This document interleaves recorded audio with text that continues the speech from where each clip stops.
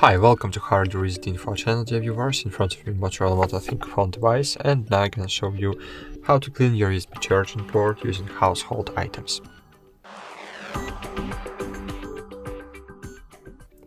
So firstly, remember one rule: never use metal objects to clean the connector so as not to damage your USB charging port and be water resistant. I suggest to use an old toothbrush, which I no longer use. As you can see, there is something in my charging port that prevents the charging cable from going all the way to the connector, and now we are going to try to clear it. So firstly, take a brush in your hand and insert the one part of the brush into the connector. Then just try to pry the dirt out. As you can see, toothbrush is the best tool to clean your connector, because you can't damage your USB charging port and it's easy to use. And everyone has it at home. That's it.